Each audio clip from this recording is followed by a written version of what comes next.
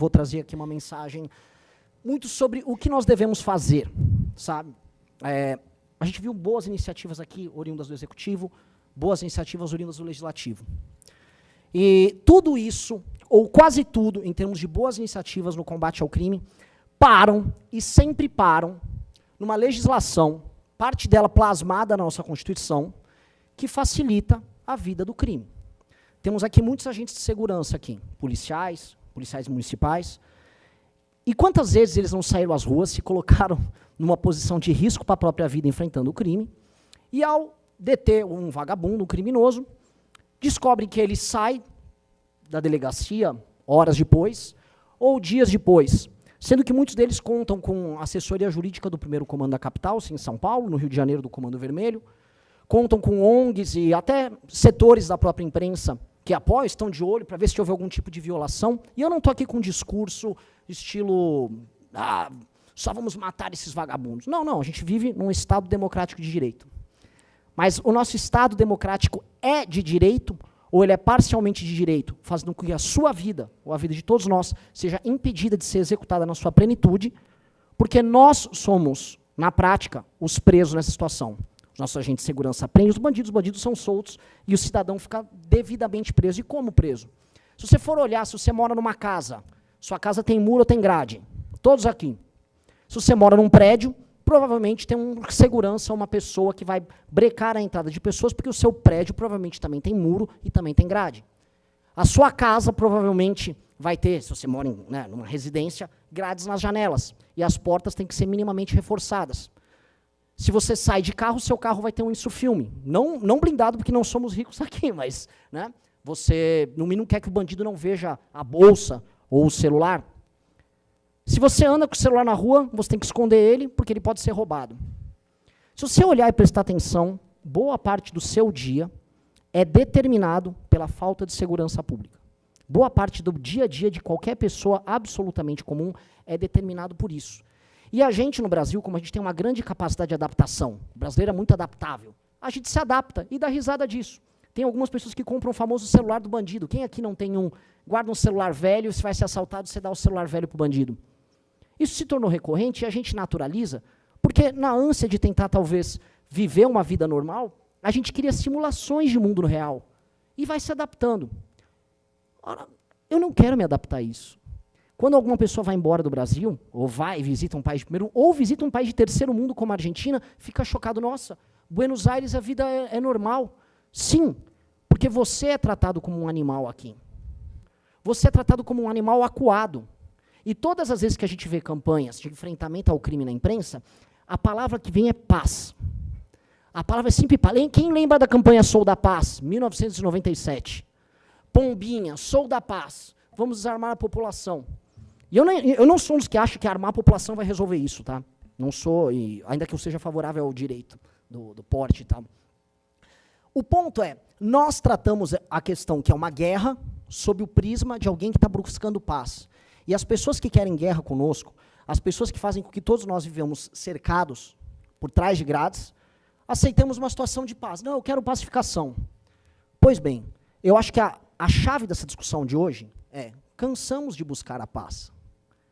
É uma mentira que a gente está aqui para buscar a paz. Nós queremos a guerra. Nós precisamos de uma guerra.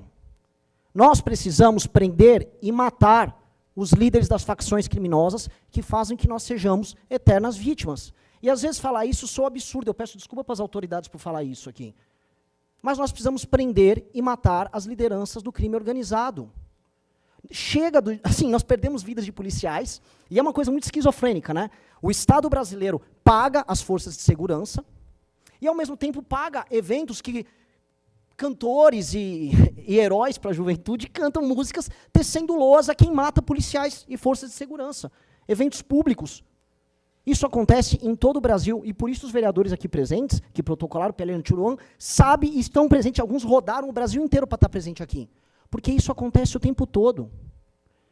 E aí, nós vemos aquelas discussões completamente vazias. Surge, sei lá, uma Tabata Amaral. Precisamos de inteligência. Ora, temos inteligência, o Smart Sampa é inteligência. Mas esses mesmos intelectuais, não, mas veja só, um racismo estrutural no Smart Sampa. Eu vi essa discussão, alguém aqui já deve ter visto também.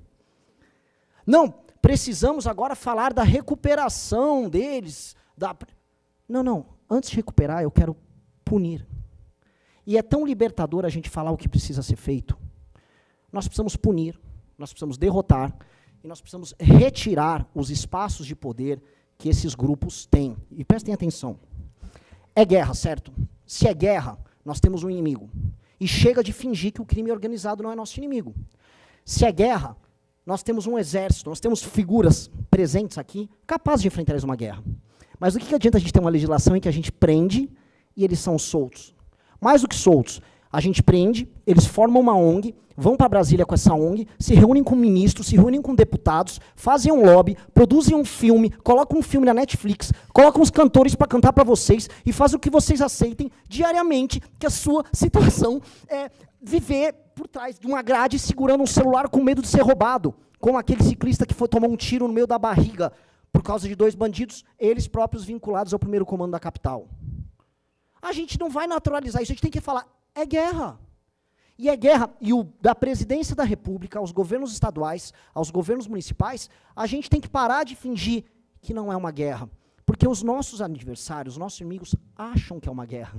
Eles se preparam para a guerra. Eles têm armas, eles cantam, eles tecem loas às armas, ao arsenal que eles carregam. Eles nos enfrentam nas ruas como se guerra fosse. E nós vamos ficar aqui fazendo pombinho e fingindo que é Sou da Paz? Chega do Sou da Paz, eu não quero paz, eu quero uma guerra. Eu acho que todo mundo aqui, dos vereadores presentes, até as autoridades presentes, que eventualmente, né, por questões, a gente sabe a perseguição que as autoridades sofrem ao defender o que precisa ser defendido. Todo mundo sabe que é isso. E aí a gente vai ver a DPF das favelas que estava lá rolando no STF, o STF se posicionando de uma maneira, no mínimo, curiosa, sobre o enfrentamento ao Comando Vermelho que atua lá no Rio de Janeiro.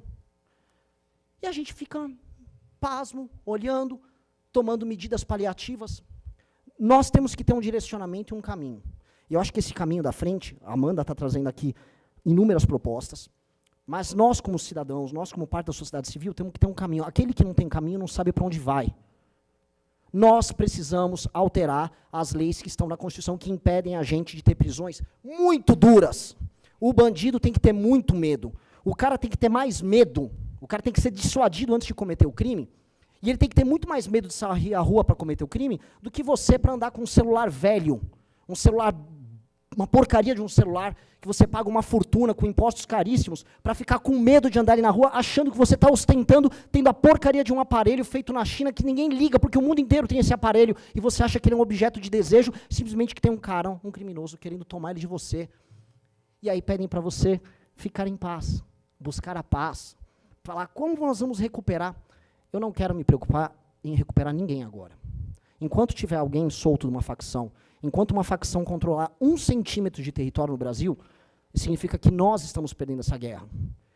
E isso nós temos que propor para nós enquanto geração. Qual é o papel da nossa geração? Aceitar ficar na paz, sendo dominado por esses caras, ou aceitar definitivamente ir para a guerra? Nós temos que ir para a guerra, e é a única coisa que importa. Se tem uma facção que controla um pedaço do território brasileiro, não importa em São Paulo, no Rio, a gente sabe o que está acontecendo no Brasil inteiro, aqui temos representantes do legislativo do Brasil inteiro. Todo mundo sabe que algum naco do seu estado é controlado pelas facções criminosas. Todo mundo sabe disso. É aberto, é público, é notório. Enquanto nós ficamos fingindo que isso não é um problema, e que nós somos reféns no nosso suposto estado, a gente vai ficar se iludindo, vivendo com aquelas casas, com aquelas grades, com até a barriga para o carro entrar, para o carro caber na garagem, né? Com segurança em prédio, para quem pode, e negando o óbvio. Nós somos um bando de refém. Eu prefiro ser um refém que luta para não ser escravo, do que acordar e correr o risco, como a Amanda está correndo, e declarar guerra a esses caras. Com eles ameaçando você, mandando mensagens de morte, afirmando que você tem que desistir, que vai te matar, que no caso dela, por ser mulher, e as mulheres sempre, aliás, as mulheres que estão aqui presentes são muito corajosas, porque elas sempre sofrem ameaças muito mais duras do que nós homens, mas muito mais duras. E é isso. Ou a gente declara a guerra como ela está declarando, ou a gente vai ficar na fingição. Eu não aguento mais fingir. A gente tá montando, eu não vou fazer propaganda de nada. A gente está montando um partido político de nome e missão simplesmente para isso. Se a gente conseguir cumprir, e se a minha geração, não importa aí sim, o partido político de todos vocês, a orientação política de todos vocês, tá? ou as afiliações e as afeições político-partidárias de cada um. Se nós pudermos todos declarar guerra ao crime e fazer o óbvio e permitir que nossas polícias possam caçar, prender e, no caso, se houver resistência, levar a óbito quem causa o terror na nossa vida, nossa geração vai ser marcada como uma geração vencedora e não como uma geração que se acovardou e ficou escondida pregando paz num país que só quer a guerra. Muito obrigado a todos.